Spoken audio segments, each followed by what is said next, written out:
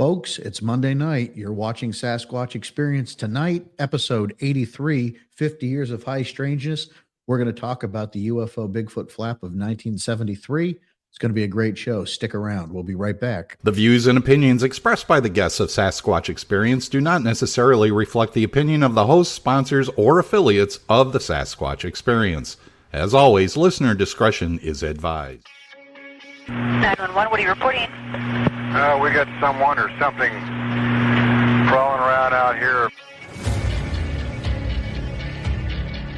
Does a legend walk among us, lurking in the forests of our world? Did you see what it was? Was it a person or an animal or? I can't tell. All I know is that my central light came on and I just happened to glimpse and see this thing running across the yard. A good-sized man or something. It looks like a man. I don't know what it was.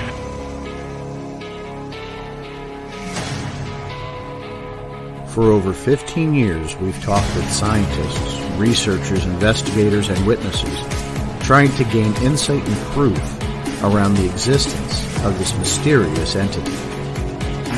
Jesus Christ, you better... Tia! Hello? Get somebody out here. What's going on now, sir? That son of a bitch is about 6'9", I don't know. Do you see him now, sir? Yes, I'm looking right at him. Uh-oh. Okay, hang on. He's right... Is he in your yard, sir? Yeah, God, he's big. Okay, what's he doing in your yard? He's looking at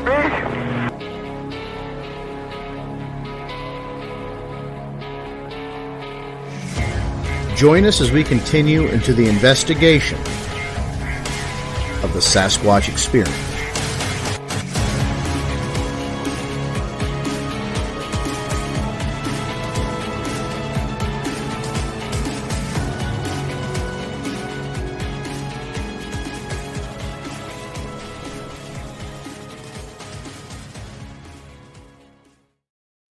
And welcome to tonight's show, folks. Sasquatch Experience. Sean Forker, James Baker, Matt Arner, Henry May, and Vance Nesbitt down there in the bottom corner. It's like Hollywood Squares, but it's not a square. It's just some strange shape that we happen to be occupying. But welcome to tonight's show, guys. Yes, you've got us back-to-back weeks because we just love you so much. But guys, this show, and I hope you all had a great weekend. I know we chatted, Matt, you were sick, and Baker, you've had some stress going on. I'm glad you guys are both with us tonight and feeling good. Henry, you got some monster storms rolling through there, so I know you're trying your best to stick it with us. And Vance and I are just two boring old guys who have been Pretty much. Yep. So you guys have all that fun stuff. It's just Vance and I doing our normal thing. Ain't nothing but a thing, right? Right. But this show started. Matt Knapp, a good friend of mine, partner of mine, over at Bigfoot Crossroads. Very interesting episode. We talked about the mysteries of the Chestnut Ridge last week. He asked me to come on and be a guest with him. Him and I always have good dialogue together, so it was, much appreciated and a lot of fun. But as we were talking, I just came to the revelation, and I can't talk tonight, that it's been 50 years since the 1973 UFO flap in Westmoreland County. And actually, we call it the Westmoreland County clap. It is the clap. It incorporated a lot more than just Westmoreland County. There's actually quite a few places, but interesting nonetheless. So I just want to get your guys' thoughts on this going into this show tonight. I don't care who goes first. Baker, you were born in 73, so give us your thoughts. Well, I don't remember a lot about that. A lot of incontinence and getting boob. It was a unique year, but I was reading a lot of articles on it, and I'll tell you what, not just the UFO sightings, they were nationwide, and they were also across other countries, but there was a lot going on. Nixon had his troubles. There was the Yom Kippur War. I think I pronounced that badly, but with Israel and basically all the Arab nations around them, that could have ended with a nuclear response. There were so many sightings of different alien spacecrafts, and then there was also creatures. But, in some areas, like you were saying in Pennsylvania, it was starting to tie into the Bigfoot community. Some of the major people that we talk about today really got their feet wet into that, where people started to know them as common names. one of them would be like Stan Gordon. I know there were a few other ones. A lot of them are unfortunately have passed on due to natural causes or just, because 50 years ago when they were 20, now they're 70, Mm-hmm. That would be natural causes. Mm-hmm. Yeah, right. Well, one guy got hit by a drunk driver. Yeah, well, that's not natural. Yeah. I did post the article in the chat, so if anybody wanted to follow along with it. Well, thank you, Biggs. No, that's incredible. Yeah. Actually, Bake, you're absolutely right. In 1973, there was a lot of strange things going on nationwide, not just focused in what was going on in the Pennsylvania flap, but there were things going on nationwide. And I would bring up a couple of interesting points to just keep in the back of your mind that in some of these circumstances, it was described as a Bigfoot-like creature that was seen along with these UFOs. Now, with that said, the Patterson-Gimlin film had come out only 5 years prior to that. The Patterson-Gimlin film was only seen under public distribution through local media.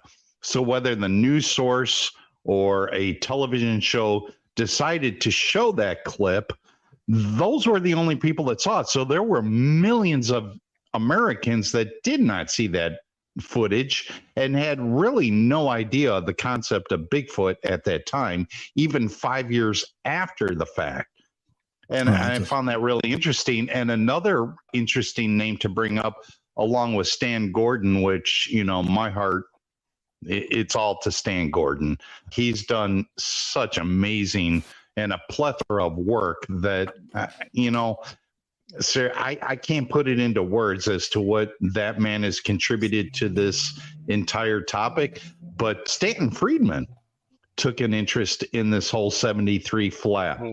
And even though he was investigating the things that were going on in 1973 in Sacramento, California, and he was more focused on the UFO incidents that were happening at the time, Stan was looking more at the contribution of both things being tied together with each other, and if there was any kind of similarities or if there was an actual tie between both a hominid that walks our earth and UFOs.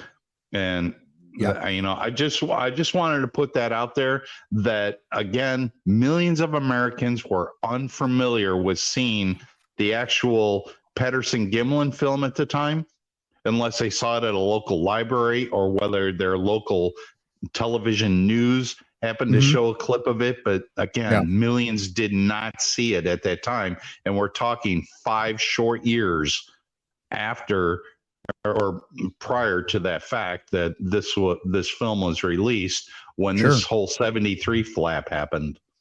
Yeah. Matt, go ahead.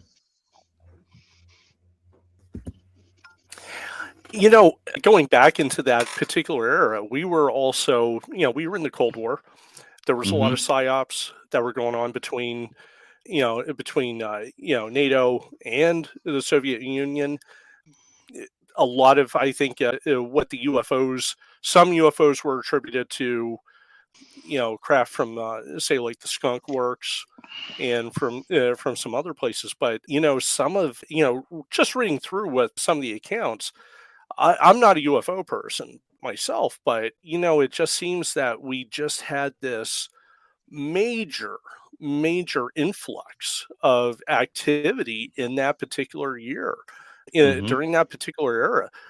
And again, having the Cold War going on plays a big factor into it, but there could be also other factors as well. Right. The fact that we are using at that point a lot of nuclear energy, that could be, we're starting to send signals into space. It could have been something to trigger something, to come forward. But as for the Bigfoot phenomena tied into it, I'll go into my little theory a little later. I think it is interesting.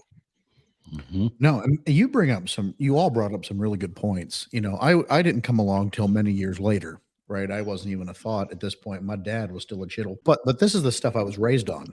You know, the 73 flap. It's as a Pennsylvania researcher, you come to terms that there's some strange shit that happens in this research. It's just unavoidable. These things interweave, and in that 70s was like the apex of that. Right. You've got John Green talking about it in Sasquatch, the Apes Among Us. You got stuff going on all over the country: California, Mississippi, Indiana, Illinois, Pennsylvania, Cincinnati, Ohio. There's this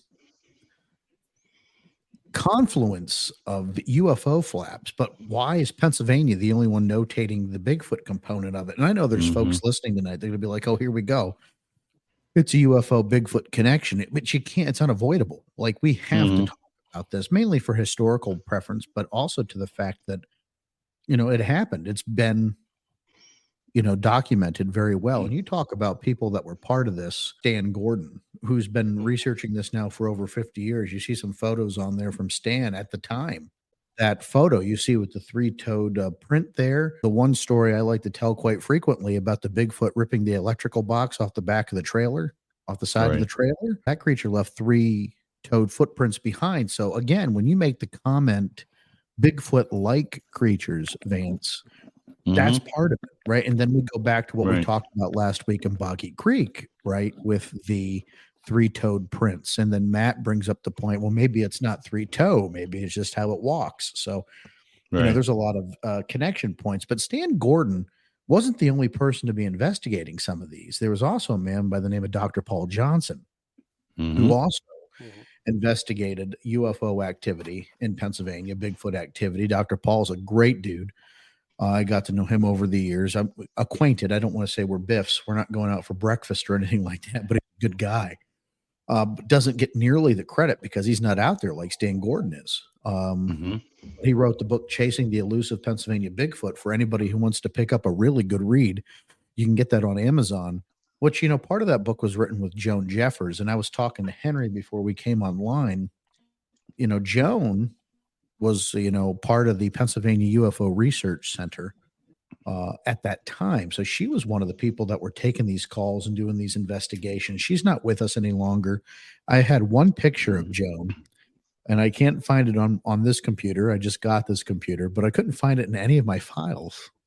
And when I went to do a Google search tonight, I couldn't find anything about Joan Jeffers. So it kind of breaks my heart a little bit that, just aside from some footnotes, she's not talked about. And I told Henry, like, I really want to get with Lauren Coleman and maybe Heather Moser, somebody that could help me do the research to really tell Joan's story, because I just have this like connection with her.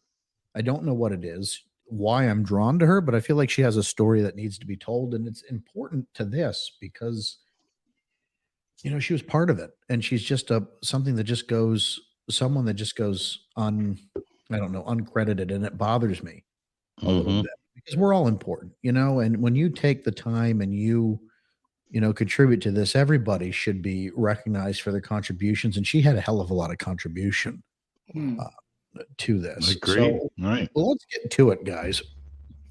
So pull up my notes here. Yeah. So this really started, according to various sources, December 1972, residents of Greensburg reported seeing a hairy bipedal creature chasing their neighbor's two dogs in the middle of the day. The following month, glowing spheres of pure white light were reported hovering in the sky, from which shards of luminous material fell towards the ground. Now, Stan and his team recovered some of this material. And my understanding of it, let's see where I put that article, because I did collect the article. It did come back with some... Oh shit, I hate when that happens. I'll find it. We'll talk about it again in a little bit, but he did take it and have some of it analyzed, and it had some pretty interesting results. It was material was plain old aluminum. 5% of it couldn't be identified. So there was 5% of the material taken from that luminous UFO or that luminous object that couldn't be identified, which is pretty interesting. I wonder if we ran that material today, what that would come back. Maybe that our advances in science could identify what that material could be, Matt.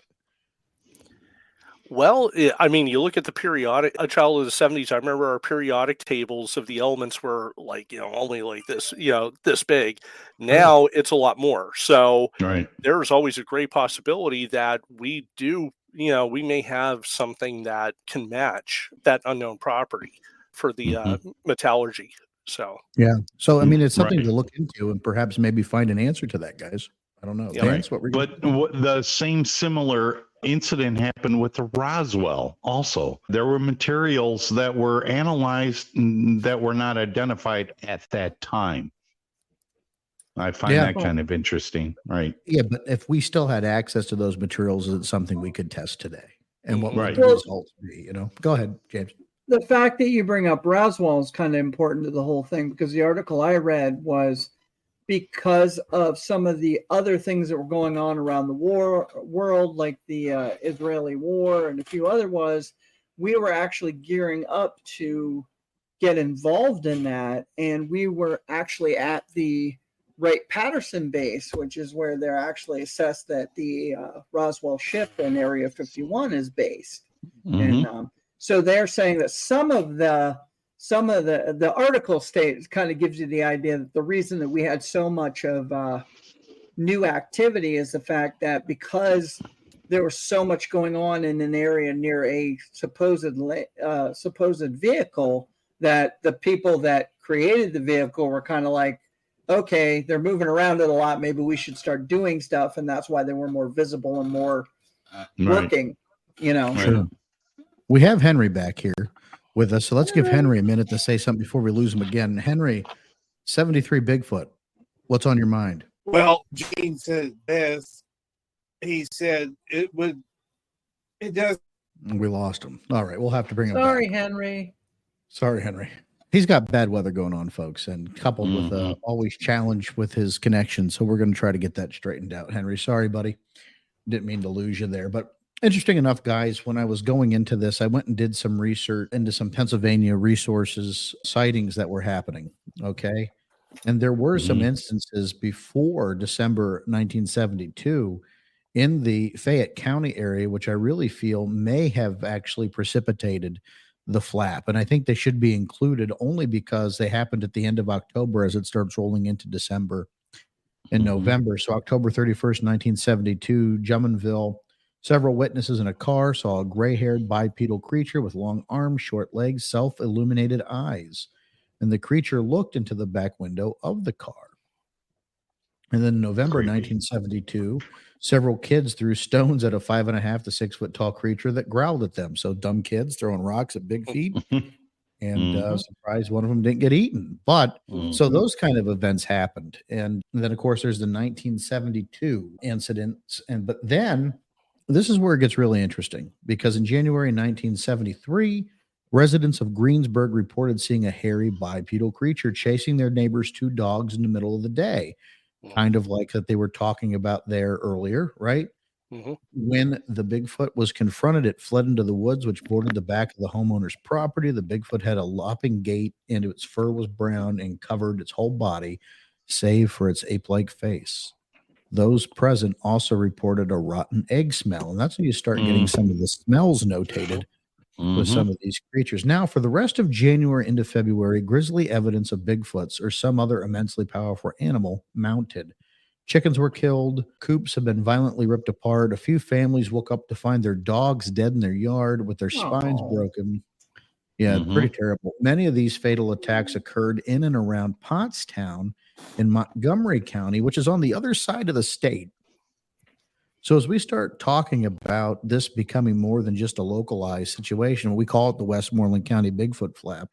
I mean, it expands out quite a bit into many counties. And that's what, Matt, how many miles? Is it about 174 maybe from? Oh, way more than that. Yeah. Because I think Interstate 80's, 300 miles, I think. Yeah, maybe. And so, I mean, you're talking one side of the state, in Pottstown, you're not that far from Philadelphia. So I just Googled it here quick. Let's find out. It is 258 miles, man. Okay. Well, it's over 200 miles. Yep. It takes me 91 miles to get to Scranton. So that seems about right.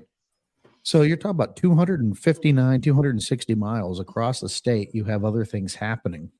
And, that part of the state also has its UFOs. Right. Southeastern PA has probably just as many sightings of UFOs as Southwestern PA. And I just wonder why there's not as many creature sightings that happened in negotiation with that. Maybe it's just because at that point in time, there wasn't anybody there to talk about it. And that's something else to think about. You have Stan Gordon, who's out there, who's now known by the state police as having a hotline and as a resource to report these too. The police are getting so inundated with these sighting reports. They're reaching out to Stan to help them meter that out. Matt, what's that say as a member of law enforcement? How does that, what's that say to you? Well, you know what? They have a trust in Stan that they know when they send somebody that went through an experience like that to someone like Stan Gordon, he's going to be someone that's going to be as good with interviewing and treating the person that's giving the report as they would. So for one of us to send somebody to a person like that, we really have to have a high regard for them. And we have to know that they're not going to be, some guy that has a hotline. Stan really established a great relationship with the state police. And they probably saw the way that he interviewed, some of these witnesses. And if it's doing it, as they would, all the power to him to have him take those reports. Right.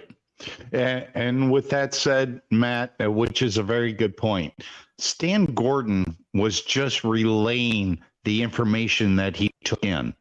And the way that he took that information in was in a chronological order, and that's how the state police took a look at it. Yes. Okay, all he is he's the sounding board for these incidents.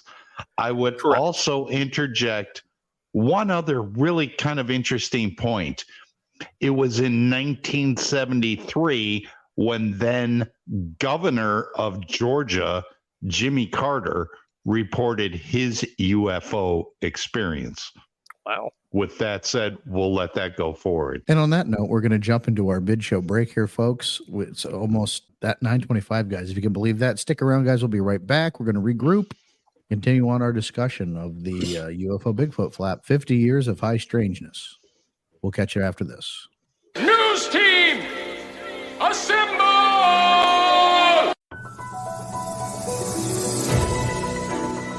Yes, it is Monday Night Live once again, right here on the Big Distraction, Bigfoot Bullhorn on the Sasquatch Experience. And we are quickly approaching the Turkey Week. We're only days away, folks. And if you're listening to this on the Turkey Day, well, enjoy. And of course, out by me, we have the annual Turkey Testicle Festival. No thank you. I will stay at home on that date.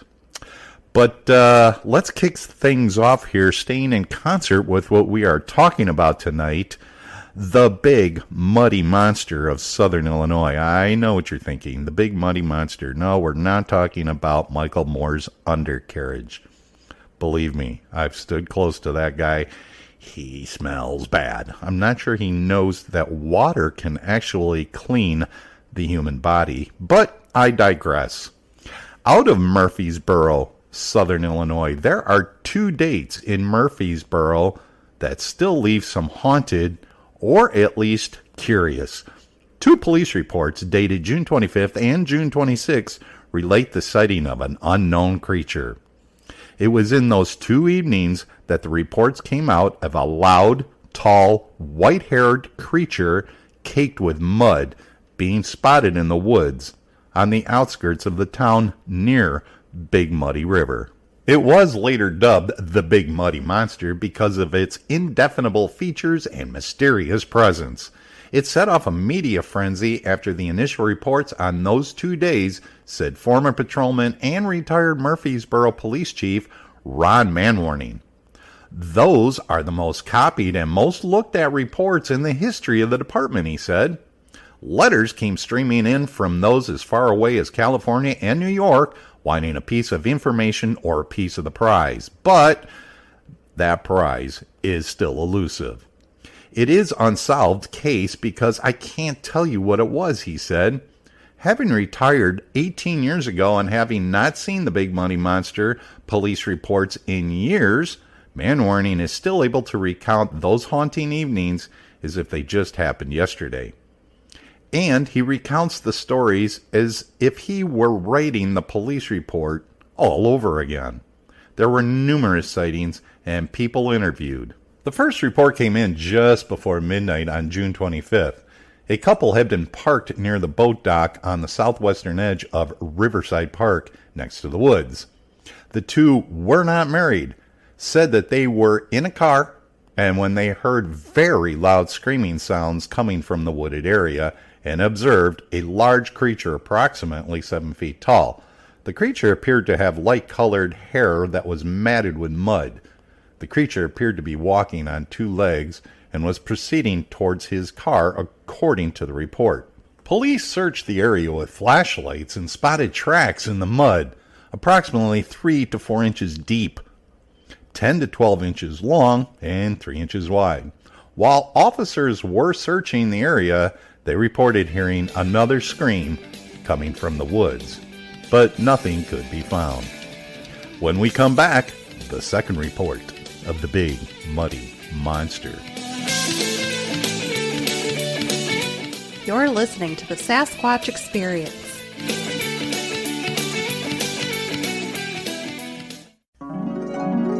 We take you back now to the auditions for Star Trek: The Next Generation. Okay, people, today we're auditioning the part of Captain Picard. Please read the line in the script. The guy in the bow tie. I'm Jean-Luc Picard, Captain of the Enterprise. Thank you. You, sir. Next guy. I am Jean-Luc Picard. Thank you. Okay, you, sir. Bald guy. I'm Jean-Luc Picard, Captain of the Enterprise. Bald guy? Yes? Do you get airsick at warp speed? Star Trek: The Next Generation. One hip starship. Weeknights at 7 on Channel 6.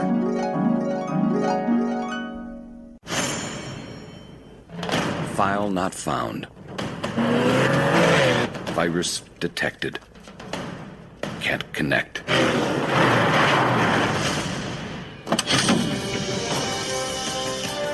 Finally, your suffering is over. We'll take it from here. Thank you. Introducing Geek Squad, 24-hour computer support task force. Call 1-800-GEEK SQUAD. Help has arrived.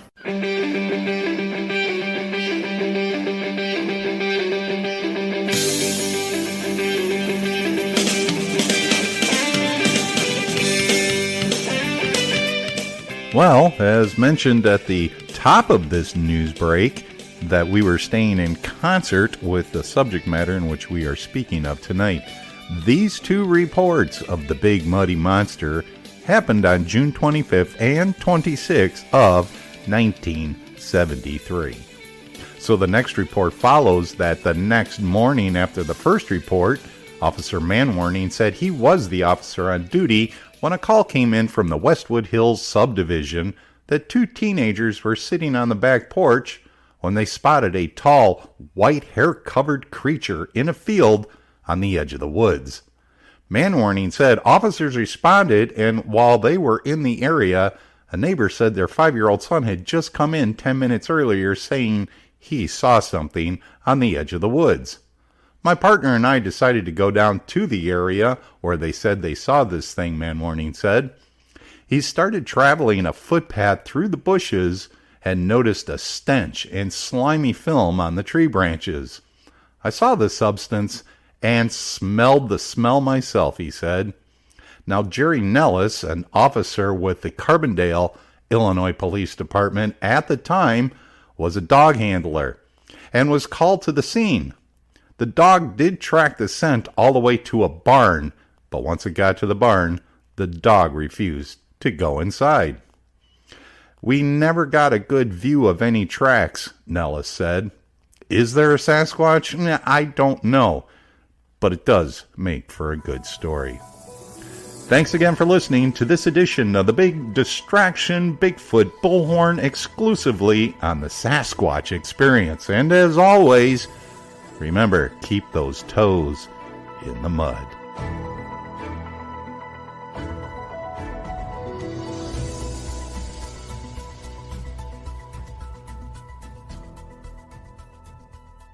Well, thanks, Vance, for the Bigfoot Bullhorn this week, the Muddy Monster. If I could just interject, I was just so entranced by the new Bigfoot Bullhorn graphics. Pretty cool. I thought they were outstanding. Thank you, Sean. Yeah, you're welcome. Sean did awesome with that. That was all Vance and I discussing this morning about how we need to give some things a facelift here. We were talking about ourselves because, we're getting old and every time we fart, it smells like creamed corn. But and you can't trust it.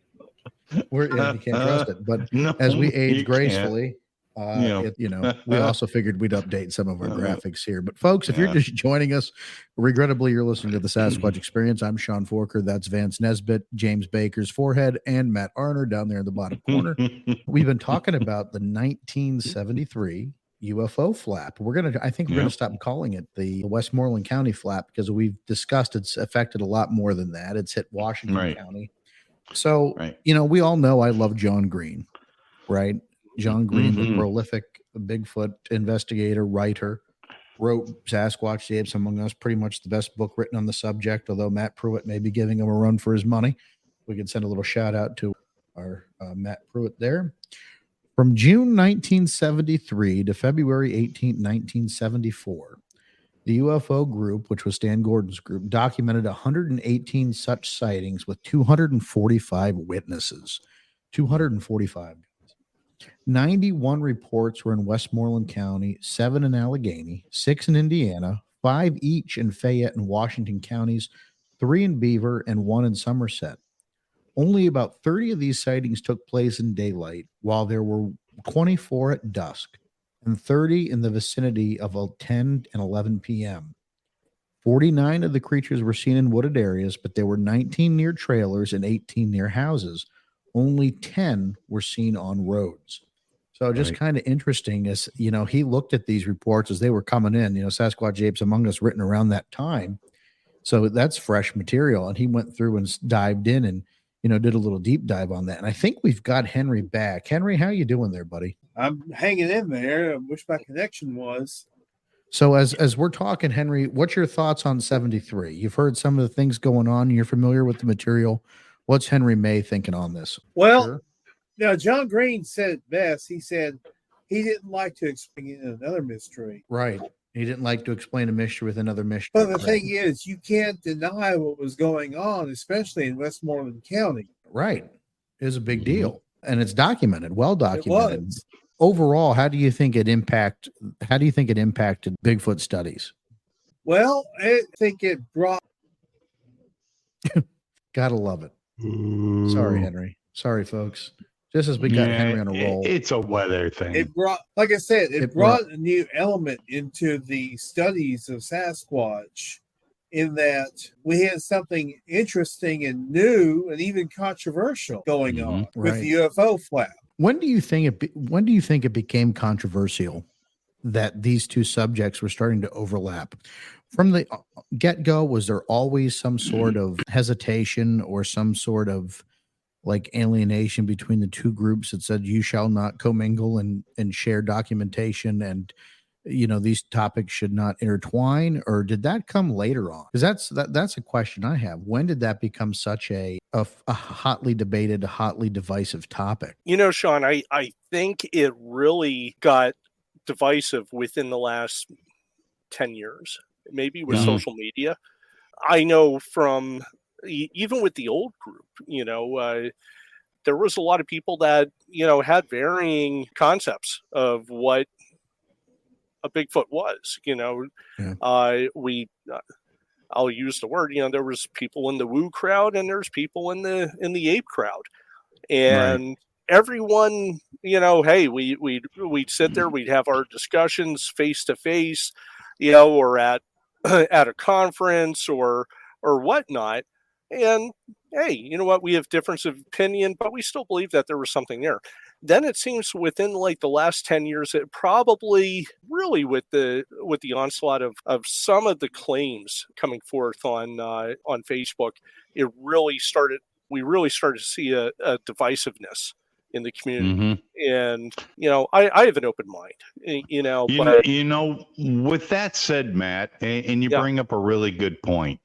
This does not mean that one creature may be similar to another creature of extraterrestrial origin, only because of the fact that it seems that, and I brought this up in the past, a head that sits on the shoulders with two appendage arms with opposable thumbs and on the thorax and legs, it may be the perfect design.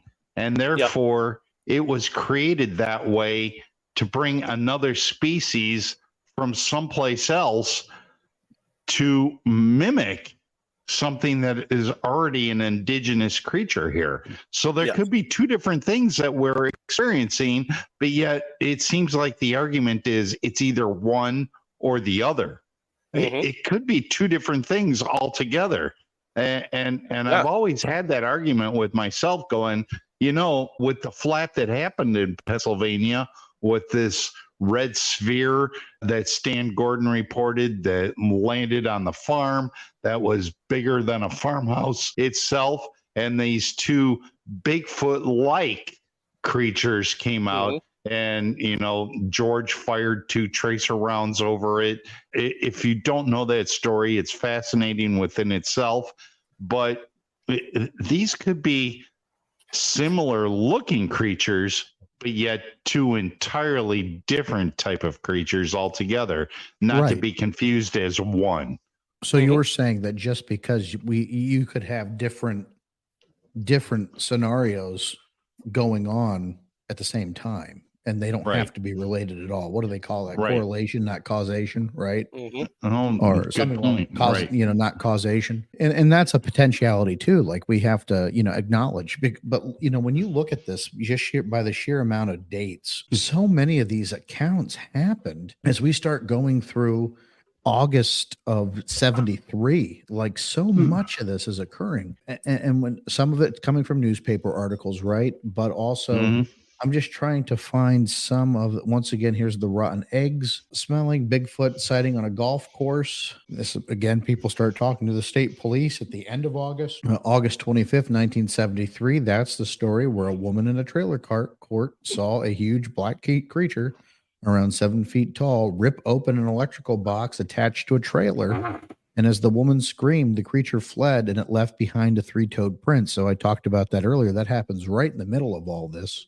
Right. Now you're talking about that really interesting story as well with the, what happened. I think that happened. Was that the October 25th, 1973 North Union? Yes. Yeah. Now what he's talking about, folks, for those of you listening, a man and 2 boys saw a UFO land in a field. Upon investigating, they observed 2 tall, hairy bipedal creatures walking along a fence line. The creatures had matted, dirty brown hair, glowing green eyes, broad shoulders, and small necks.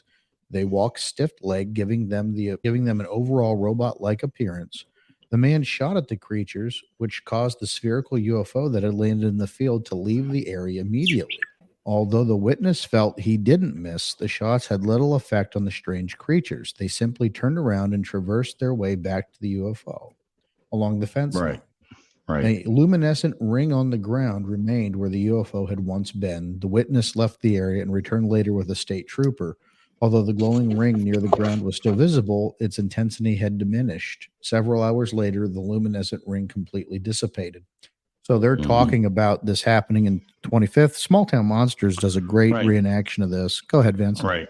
No, when the state trooper arrived at the scene, he did make the specific statement that the glow on the ground was still bright enough to be able to read a newspaper by.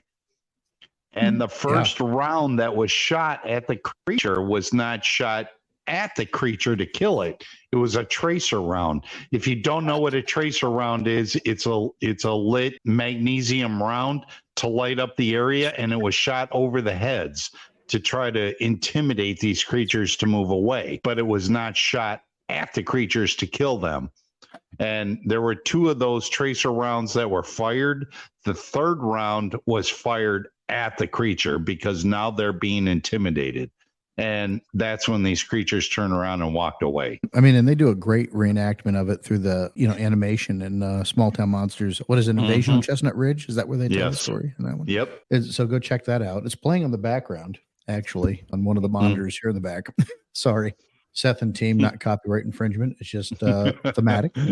In November of 73 in Fayette County, a man shot at supposed Bigfoot creature and it disappeared.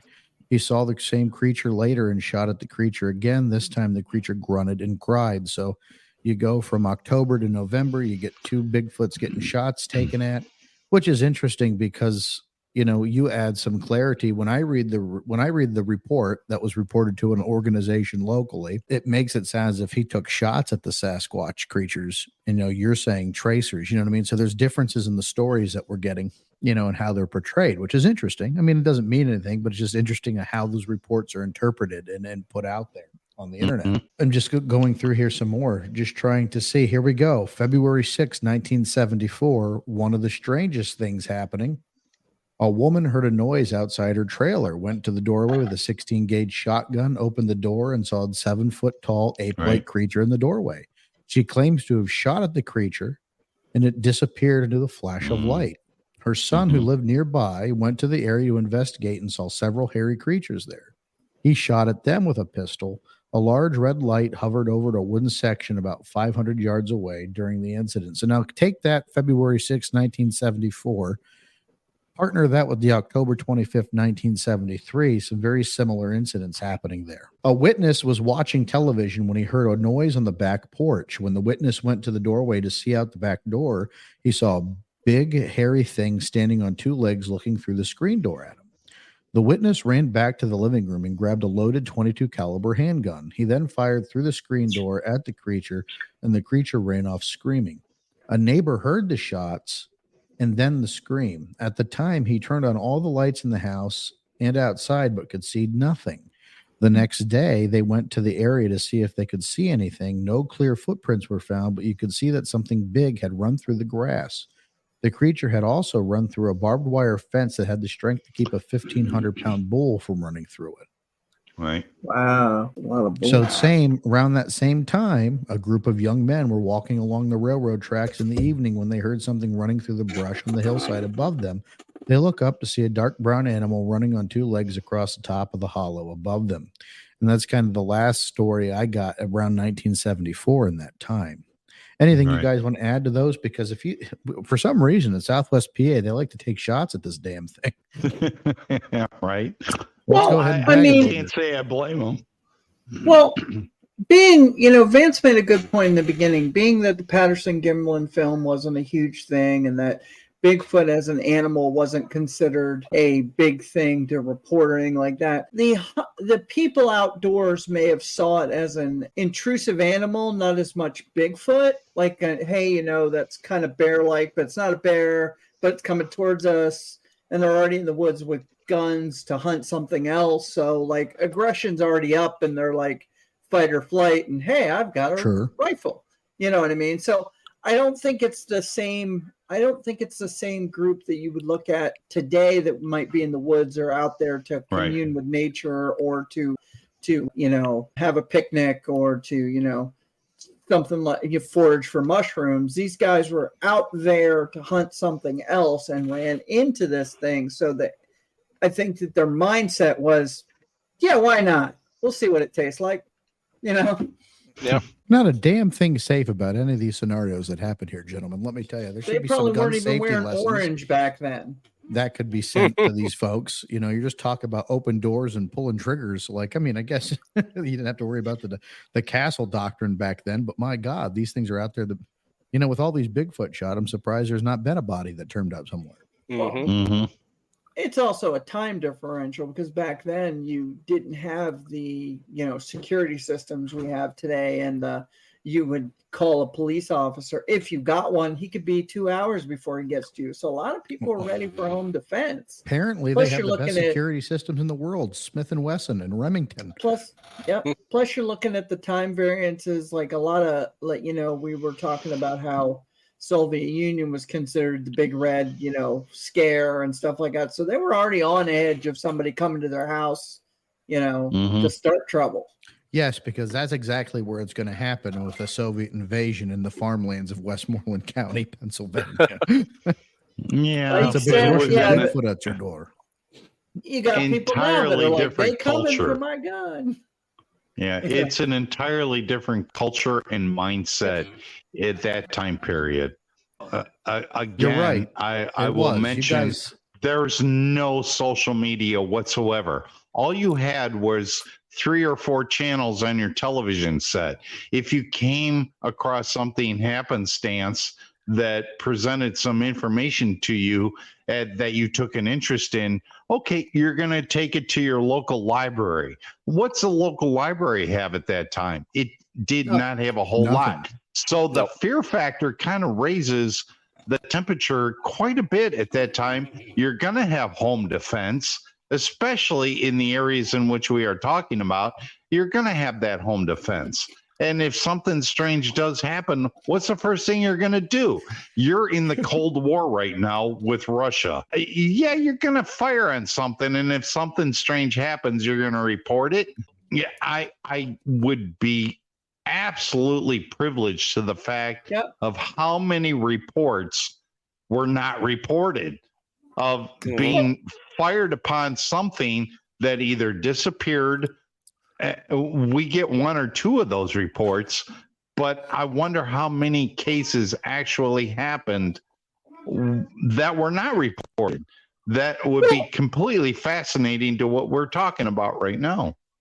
You got to also look at the fact that this is the same. Yes, there's a difference in decades, but, you know, the fact that, you know, when they had, well, the radio would tell them that aliens were coming and people were actually afraid it was going to happen. You know, there was civil disobedience, unrest, civil unrest. Right. You know, you're looking at the, you know, the end of the Vietnam War. You know, you're looking at a lot of people that were scared and didn't believe that if they couldn't protect their family, you know, kind of like gather around the family with a pocket full of shells. You know, they believed if they couldn't protect the family, who could? So when somebody they didn't know hit the front door, they were ready. And sometimes they didn't think before they shot, because in a small town, you could kill a man and it was an accident by the time the Federals came, you know? Right. No, very true. Theory, my Bigfoot UFO theory. And I've talked to you, Sean, about it, and I think we talked about it privately. So what the theory is people talking about UFOs and Bigfoot together, and they, you know, automatically associate that, okay, Bigfoot's coming, you know, it must be an alien. The way I figured it is we have people that claim that they are abducted. So how many people are there in the world? 7 billion. So you have a small population of humanoid creatures that are maybe, I don't know, you know, maybe anywhere from 1,500, you know, individuals to, you know, maybe 50,000 spread throughout North America. If UFOs are coming through to like abduct people and you know, do their bad things, don't you think that there's only a smaller population, so you're going to see more UFOs trying to find these big hairy creatures that are out in the woods because there's so few of them? Matt, I think you make a good point on that, and it's something that you and I have talked about in the past, and I'm glad you brought it up, particularly in this show, because I believe there was also a somebody who was abducted that reported seeing other animals and creatures that were also being held in the craft with them. And it makes sense that, you know, if this being is native to our planet, the Sasquatch, right, that it would be one of those creatures that would potentially be of interest to our extraterrestrial visitors. I mean, I think it's safe for us to say now that we know we're being visited by beings from another planet. without being conspiracy theorists or crazy. Nonetheless, Matt, your point to me is valid and on point in that respect. But as you know, we talked about, guys, for 50 years, 50 years ago, this became this flap, the hundreds of reports and witnesses that came forth and had these experiences in coinciding with one another. It can't go unnoticed and it can't go unremarked. And Stan Gordon, who's been on the forefront for that for a long time, Dr. Paul, who's been more behind the scenes, and the other researchers that investigated it at that time, they went through some strange shit. And they went through a very interesting time that I don't know if we'd ever experience in our heyday. We did, would it be as dramatic as it was back then? And I think there's something else to say for the fact that a lot of that activity has ceased, that you're not getting hundreds of reports like that happening. And Matt, that could be right back to the point you made earlier. It was the Cold War. We were experimenting with nuclear energy, and we know that that leaves isotopes and it leaves residue. And if that's something these things were looking forward to as a sign of what, maybe that's how they measure intelligent life. Star Trek always used the, warp drive. Did they have the ability to, what if they're the extraterrestrial equivalent to that was nuclear, harnessing nuclear power? And again, that's a lot of supposition. Hyperbole. No, I get it. Right. But I mean, it's the thought process, the logic that's there, right? Right. Yep. I would say too that in this time frame of the early 1970s, the lack of technology which we have in our laps today, it brought a romanticism to it. If that makes any sense to anybody, you could only communicate through CB or ham radio, through a dial telephone. This is how you were communicating all your information of things that were just not explainable at the time. Very lack of technological communication at that time. And when Stan Gordon was compiling all this information, he's face to face with all the information that he needs to be given to present that information to the general public, because it wasn't a social media event at that time. He had to literally do face to face, do a report, get the emotion physically of what the witnesses experienced, and then transpons that upon all of us. It's a whole different environment today. The technology today is kind of, and excuse the term, but retarding the emotion of what is experienced today. Yeah, go ahead, Sean. To illustrate the point you're making, if you see that photograph of Stan up in the corner with all that electronics behind him, that's his radio communications center. Right. Yeah. That's what it took to communicate long distance. I remember my great grandmother having a CB set up like that in her house, and she'd be able to talk to people long distance with her. She had a mast antenna, and my great grandma loved her CB, man. She could talk to people everywhere. That's how you communicated. That was the social networking of the time. You had a handle. I remember my Paps was Muddy Buddy, and the big money monster. It was funny that you brought that up. It's his was Muddy Buddy, and wow, that's awesome. But you also got to realize back in that day, it was the days of the newspaper and the barber shop and the beauty shop where people talked at the diners and stuff like that. And the thing is we didn't have we have the ability now to, if I want to say something, I can reach thousands of people within 5 minutes if I hit the right forums. They didn't have that back then. And if your story wasn't something that the editor wanted to hear, you were shut off. Yeah, you were cut. There's not this there's conspiracy theories and there's whatever, but you realize that if we were working on the days of the newspaper and the small town gossipers, you couldn't say a lot of the stuff that we say now because somebody in some room would go, "Stop listening to Baker." And then I would basically have been silenced. I don't know if that's much different today. We just have a lot more freedom with it.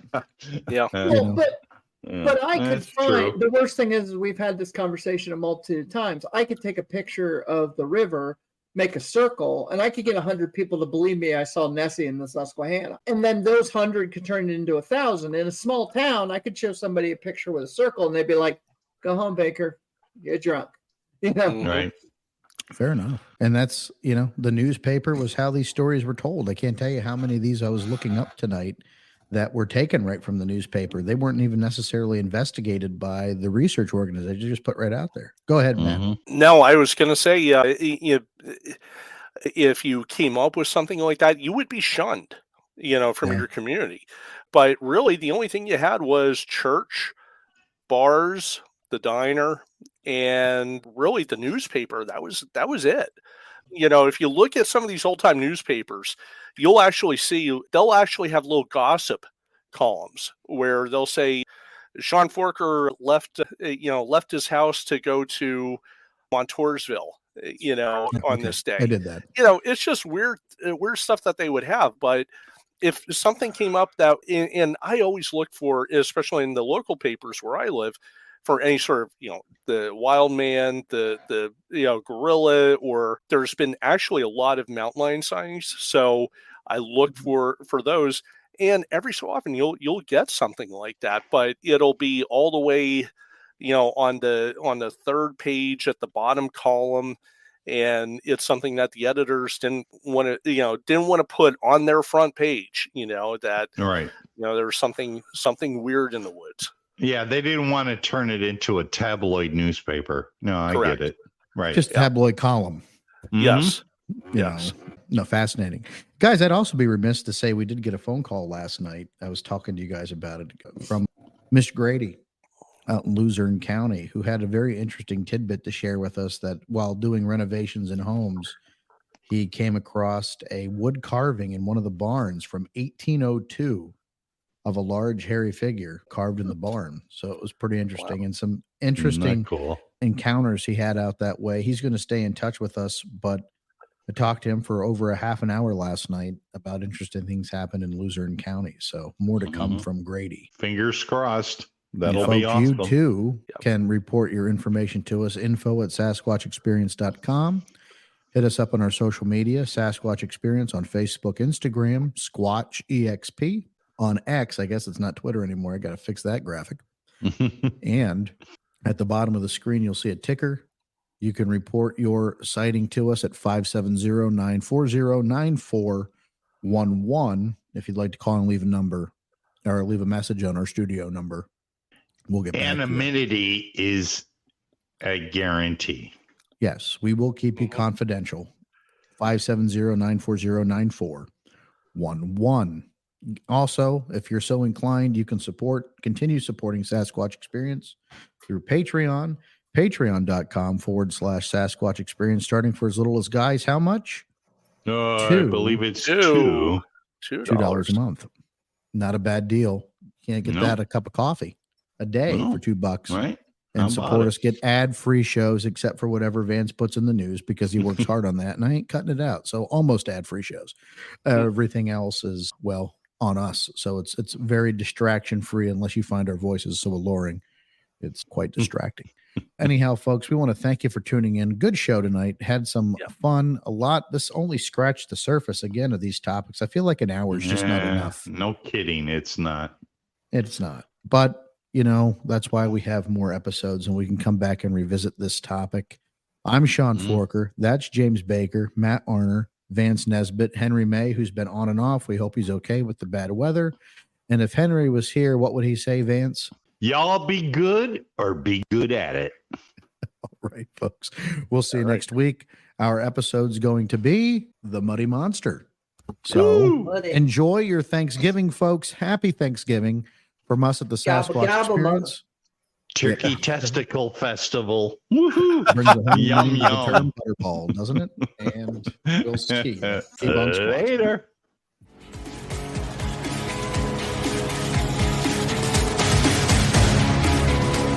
You've been listening to Sasquatch Experience. Please rate and review wherever this podcast is consumed. To share your experience, visit us on Facebook or email us, squatchexperience@gmail.com. Keep on squatching.